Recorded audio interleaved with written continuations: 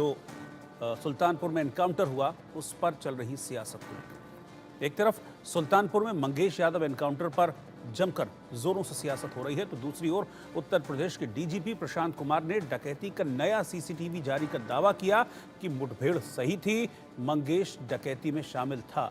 इस बात के पक्के सबूत भी डीजीपी ने दिखाए। बाकायदा सीसीटीवी में अपराधियों के नाम लिखकर उनकी पहचान बताई गई। इतना ही नहीं, मंगेश यादव की मां और बहन प्रिंसी यादव के झूठ का पर्दाफाश करने का दावा भी डीजीपी ने इस प्रेस कॉन्फ्रेंस में किया। और एनकाउंटर से पहले के उनके वीडियो के जरिए बताया गया कि डकैती के बाद मंगेश की तलाश में पुलिस जब इनके घर गई थी तो मां और बहन ने बताया था कि मंगेश मुंबई में रहता है, 2-3 महीने से वो मुंबई से घर नहीं आया है। इसके बाद जब पुलिस ने मुठभेड़ में मंगेश यादव को मार गिराया तो परिवार ये दावा करने लगा कि पुलिस मंगेश को घर से उठाकर ले गई थी और उसका एनकाउंटर कर दिया था। आपको मां और बहन के बयान में दिखाऊंगा, सियासी बयानबाजी किस तरह से चल रही है वो भी मैं आगे दिखाऊंगा, लेकिन उससे पहले आप देखिए कि कैसे पुलिस ने मंगेश यादव की सीसीटीवी जारी की है, जिसमें मंगेश हेलमेट लगाकर दुकान में डकैती करता हुआ दिखाई दे रहा है। ये जो तस्वीर आप सामने देख रहे हैं, ये वो तस्वीर है, ये वो सीसीटीवी का हिस्सा था जिसको यूपी पुलिस की ओर से, यूपी पुलिस के डीजीपी की ओर से जारी किया गया है। और इसमें बताया गया है कि जो हेलमेट पहने शख्स है वो मंगेश यादव है। अभी नंबरिंग आएगी स्क्रीन पर आपके, उस नंबरिंग में 5 नंबर का जो आरोपी है, जो 5 नंबर जिसके ऊपर हमने लगाया है, ये देखिए 1 2 3 4 5, वो 5वें नंबर का आरोपी देखिए जो खड़ा हुआ है व्हाइट शर्ट पहनकर और हेलमेट उसने लगाया हुआ है। पुलिस का कहना है कि यही मंगेश यादव है। बाकायदा पूरी सीसीटीवी की रिकॉर्डिंग पुलिस ने इस दौरान पेश की और बाकायदा नंबरिंग करके बताया गया पुलिस की तरफ से कि देखिए ये मंगेश यादव है, ये उस दिन डकैती में शामिल था। और जो आरोप सियासी लगाए जा रहे हैं कि जात देखकर, धर्म देखकर एनकाउंटर होते हैं, उन्होंने कहा कि यूपी पुलिस ऐसा नहीं करती है, बहुत प्रोफेशनल तरीके से काम करती है और इस मामले में जो भी कार्रवाई हुई है वो पूरी तरीके से ठीक है। सीसीटीवी भी जारी किया गया पुलिस की तरफ से और मंगेश की मां और बहन के बयान भी जारी किए गए। दरअसल मां और बहन के जो बयान है उनमें कॉन्ट्रोडिक्शन है। अब ये 2 तस्वीरें आप देखिए। पहली तस्वीर में पूरा जो मूविंग सीसीटीवी है वो आपको दिख रहा है कि कैसे ये लोग ज्वेलर की दुकान में घुसे, अंदर आकर हथियारों के दम पर सबको आतंकित किया और उसके बाद इन लोगों ने लूट की वारदात को अंजाम दिया। तो बाकायदा चिन्हित करके जो सीसीटीवी है, जो फोटो है, वो यूपी पुलिस की तरफ से जारी की गई है, जिसमें बताया गया कि 5वें नंबर का आरोपी वो मंगेश यादव है जो इस डकैती के बाद मुठभेड़ में एनकाउंटर में मारा गया था। और इसी को लेकर पूरी तरीके से सियासत अब की जा रही है। तो यूपी के डीजीपी ने कहा कि किसी भी तरह की कोई सियासत इसमें नहीं है, ये एक एनकाउंटर था जिसमें मंगेश यादव नाम का डकैत, वो डकैत जो सीसीटीवी में साफ नजर आ रहा है, वो मारा गया पुलिस की मुठभेड़ में।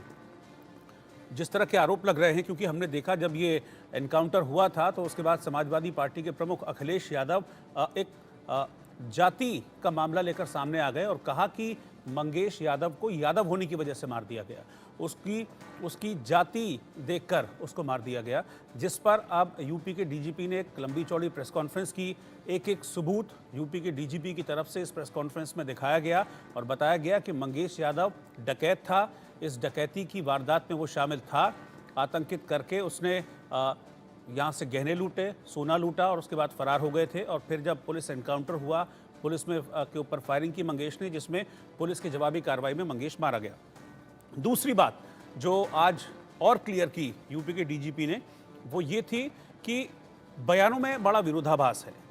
डीजीपी की तरफ से ये बताया गया कि मंगेश की मां और बहन ये कह रही हैं कि भाई वो तो 2-3 महीने से मुंबई में था, वो तो यहाँ था ही नहीं। और एक तरफ जो बयान दिया जाता है वो ये कहा जाता है कि भाई पुलिस वाले आए और मंगेश को उठाकर ले गए और उसका एनकाउंटर कर दिया गया।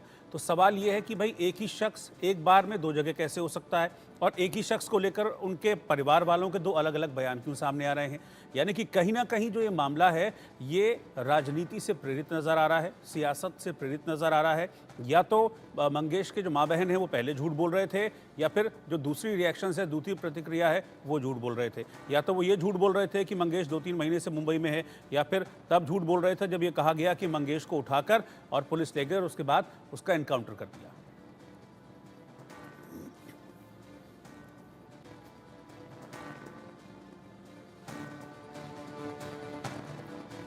और अब मैं आपको दिखाता हूं कि कैसे मंगेश यादव की मां बहन कह रही हैं कि मंगेश 3 महीने से घर नहीं आया। पहले इसको सुनिएगा जरा ध्यान से।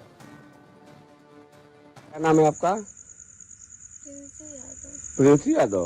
पिताजी का नाम? राकेश यादव। ये कौन गांव है? अग्रोरा। अग्रौरा के रहने वाली है। हाँ। थाना? थाना बक्सर। जनपद? जनपद जौनपुर है ना? हाँ, जौनपुर। अच्छा, कै भाई है आपका? एक ही। क्या नाम है? मंगेश यादव। मंगेश यादव। हाँ। कहाँ रहते हैं वो? मुंबई। मुंबई में हैं। हाँ। कितने दिन से? 2 महीने। 2 महीने से घर नहीं आए? नहीं अभी नहीं। ठीक, अब उसके ऊपर तो मुकदमे हैं लूट उट के, तो अब कायदे से रहता है ना? हाँ सर, अब नहीं रह उठा नहीं करता, रहता है।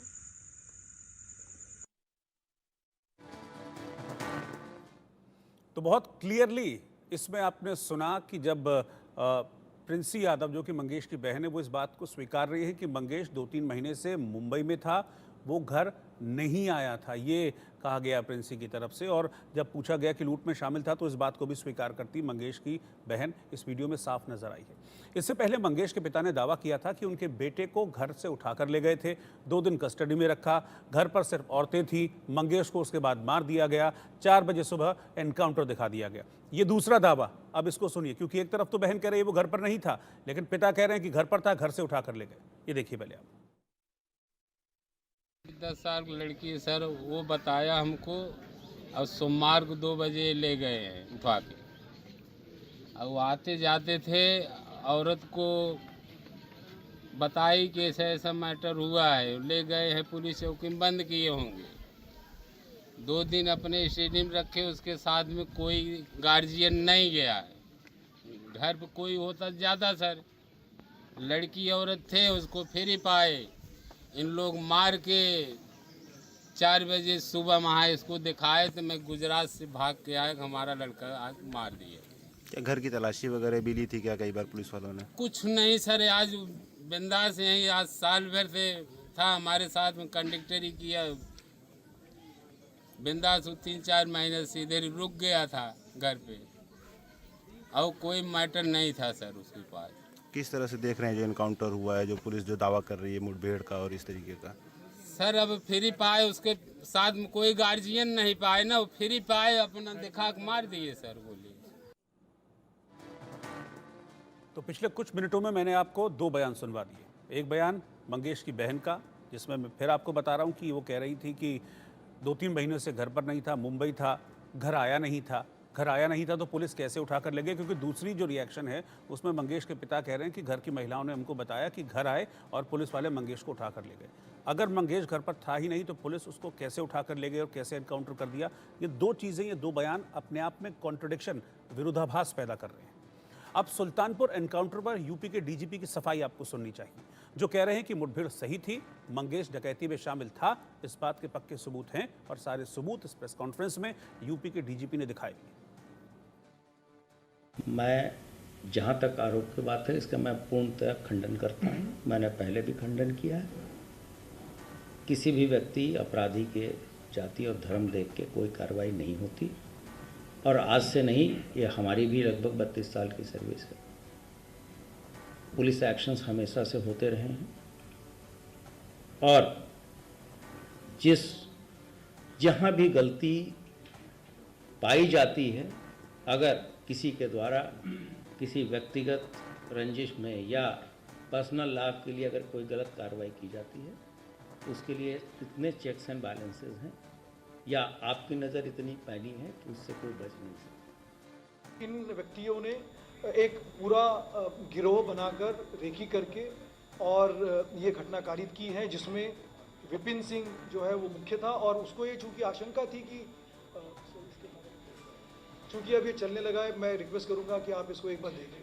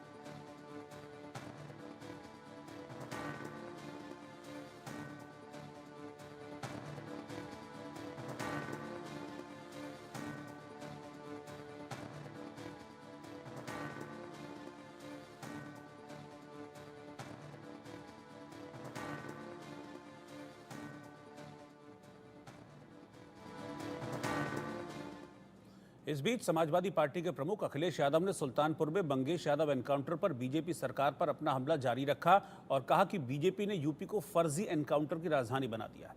अगर दिमाग होता तो चप्पल में एनकाउंटर नहीं करते। उन्हें मंगेश की मां और बहन के आंसू भी नहीं दिखे।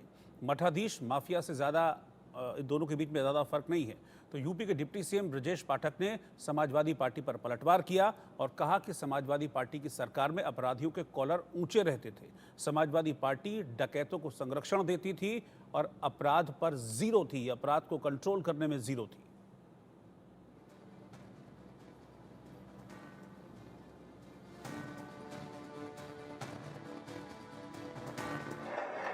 अभी हाल ही में जो घटना हुई है सुल्तानपुर में ज्वेलर्स के यहां दिन दहाड़े लूट की,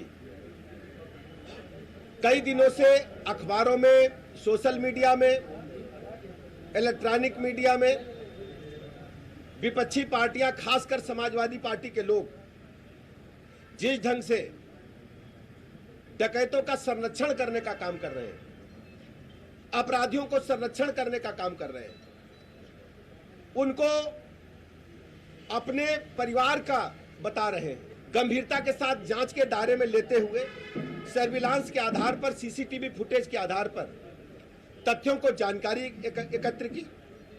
जो लोग वांछित थे सीसीटीवी फुटेज के आधार पर उनकी मोबाइल लोकेशन निकाल करके वांछित लोगों की पड़ताल करके, पहचान करके कार्रवाई प्रारंभ की। उस कार्रवाई के दौरान जो अपराधी पकड़े गए वो पुलिस मुठभेड़ में मारे गए और पकड़े भी ढेर सारे लोग गए हैं। चाहे सुल्तानपुर की घटना हो या प्रदेश की कोई भी घटना हो, समाजवादी पार्टी हमेशा अपराधियों के समर्थन माने का काम करती है। मठाधीश और माफिया में कोई ज्यादा फर्क नहीं होता।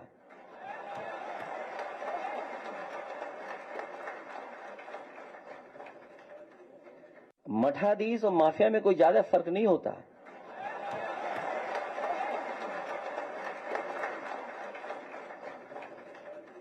अभी हमें सुल्तानपुर के परिवार के सदस्य मिले जिनके बेटा इंजीनियर। कोई कल्पना कर सकता है आज के समय पर कि मुंह पर टेप लगा दिया जाए, हाथ पैर बांध दिए जाएं और पीट पीट करके उसकी जान ले ली जाए? क्या ये सुल्तानपुर की पहली घटना थी? इससे पहले भी इसी तरह की घटना हुई थी। अगर आपको याद हो कि भारतीय जनता पार्टी से संबंधित रखने वाले ने एक हत्या की थी वहीं पर सुल्तानपुर में। और अभी जो झूठी कहानी पढ़ी जा रही है इनकाउंटर को लेकर के, कोई ऐसा व्यक्ति नहीं है जो न जानता हो कि भारतीय जनता पार्टी की सरकार में झूठे इनकाउंटर हो रहे हैं, हत्या की जा रही है। जो मंगेश यादव की हत्या हुई है, गांव से लेकर के आसपास के लोग जानते हैं कि पुलिस रात में आई थी, उठा ले गई। पुलिस उठा करके ले गई एसटीएफ। और सोचिए आप कैसी कहानी गढ़ी गई कि उसके पास नया बैग था, अमेरिकन टूरिस्ट बैग बताया गया। और जब बैग खोला गया तो उसमें भी कपड़े नए मिले, शोरूम से खरीदे हुए। और जो मोटरसाइकिल मिली, सुनने में आ रहा है कि जो मोटरसाइकिल जिसकी चोरी हुई थी, कई दिनों बाद एफआईआर लिखी गई। और उसके घर परिवार के लोगों के, मां का इनको दर्द समझ में नहीं आ रहा, बहन के आंसू नहीं समझ में आ रहे हैं। और सोचिए कैसा दिमाग इनका।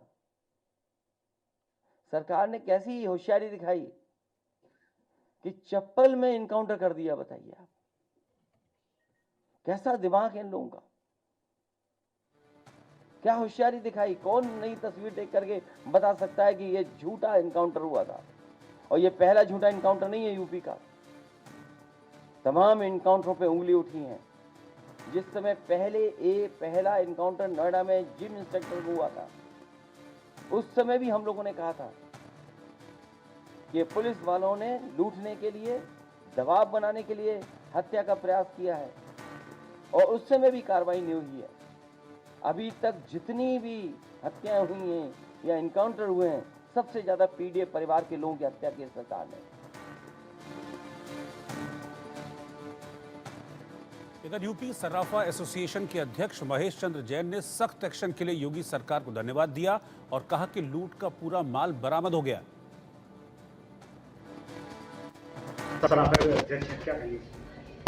मैं महेश चंद्र जैन हूँ, अध्यक्ष हूँ उत्तर प्रदेश सराफा एसोसिएशन में।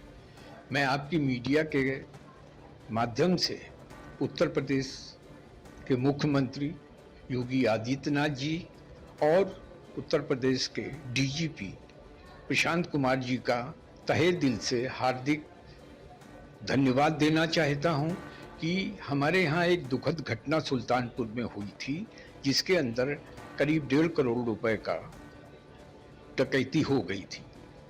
ये एक दुर्भाग्यपूर्ण बात थी, लेकिन खुशी की बात यह है कि स्नेह स्नेह रिकवरी भी माल की हुई, मुलजिम भी पकड़े गए और आज करीब करीब पूरा माल पुलिस ने रिकवर कर लिया। इससे पहले सीएम योगी ने 8 सितंबर को कहा था कि डकैत मारे जाते हैं तो समाजवादी पार्टी के पेट में दर्द होने लगता है। सर्राफे की दुकान पर किसी ग्राहक को गोली लग जाती तो इसका जिम्मेदार कौन होता?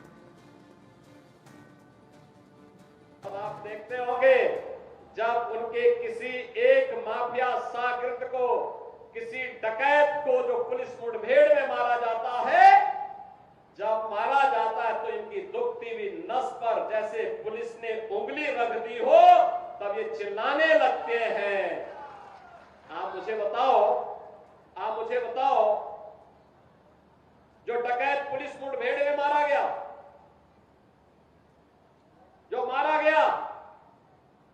अगर वह डकैत जैसे हथियारों का प्रदर्शन करते हुए डकैती डाल रहा है, वहां ग्राहक भी बैठे हैं, ग्राहकों को खड़ा करके एक तरफ करके अगर गोली मार देता तो क्या उनकी जान को ये समाजवादी पार्टी वापस कर पाती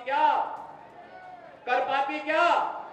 और वो किसी भी जाति के हो सकते थे। ग्राहक वो यादव भी हो सकता था, दलित भी हो सकता था, किसी भी जाति का हो सकता था। यूपी सरकार में कैबिनेट मंत्री ओपी राजभर ने इंडिया न्यूज से बातचीत में एनकाउंटर को लेकर अखिलेश यादव पर तंज कसा और कहा कि चाहे मंगेश हो या मुश्ताक, अगर बहन बेटियों की सुरक्षा पर बात आएगी तो किसी को बख्शा नहीं जाएगा। हम इस वक्त सरकार में कैबिनेट मंत्री ओम प्रकाश राजभर जी के साथ मौजूद हैं। लगातार विपक्ष हमलावर हो रहा है, चाहे वो अयोध्या के मामले को लेकर हो या फिर सुल्तानपुर के एनकाउंटर की जिस तरह चर्चा हो रही है। आज अखिलेश यादव प्रेस कॉन्फ्रेंस करके भी खासे हमलावर होते नजर आए। हमारे साथ बातचीत करने के लिए वो मौजूद हैं, उनसे बात करेंगे। एनकाउंटर्स पर सवाल कर रहे हैं अखिलेश यादव, कह रहे हैं जातिगत आधार पर पीडीए को टारगेट किया जा रहा है योगी सरकार में।